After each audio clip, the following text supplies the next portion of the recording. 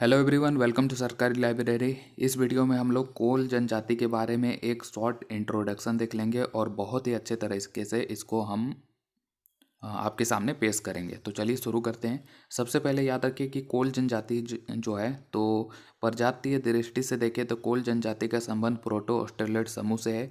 इसी तरह भाषाई दृष्टि से देखें तो ये कोलेरियन समूह की जनजाति है। और कोल जनजाति की जो अपना भाषा है जिसका वो बोलचाल के रूप में यूज करते हैं तो वो है कोल भाषा, जो का संथाल कोल भाषा जो है संथाल जनजाति की जो भाषा संथाली भाषा है तो उससे साम्यता रखता है।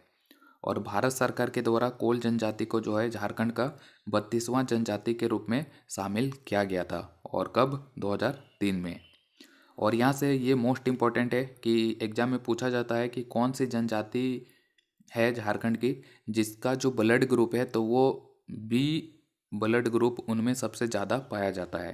तो ये है कोल जनजाति। ठीक है, तो कोल जनजाति के जो लोग हैं तो उनमें जो रक्त समूह है जो ब्लड ग्रुप है तो उनमें बी ब्लड ग्रुप सबसे ज़्यादा पाया जाता है। तो बी रक्त समूह की अधिकता पाया जाता है कोल जनजाति में।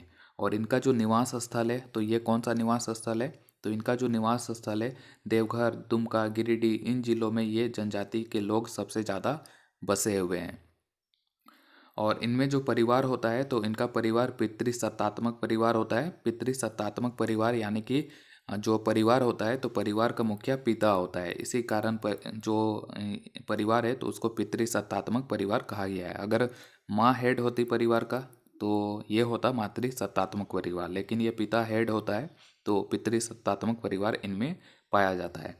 और इनमें जो गोत्र है तो गोत्र की जो संख्या है तो वो है 12। ठीक है, तो कोल जनजाति जो है तो कोल जनजाति भी अलग अलग गोत्र में विभाजित है। सब व्यक्ति का एक अपना गोत्र होता है। इसी तरह कोल जनजाति के लोगों का भी अपना गोत्र होता है और उनमें टोटल 12 प्रकार के गोत्र पाए जाते हैं।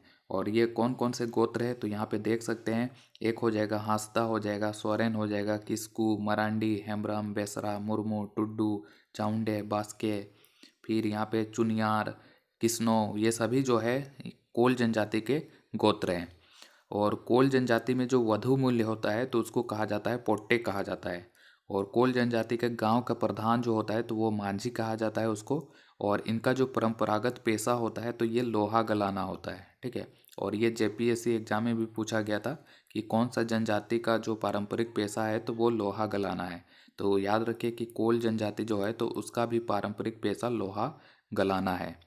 और ये कौन से धर्म को मानते हैं तो ये सरना धर्म के अनुयायी है। और इनका जो प्रमुख देवता है तो उसको सिंगबोंगा कहा जाता है।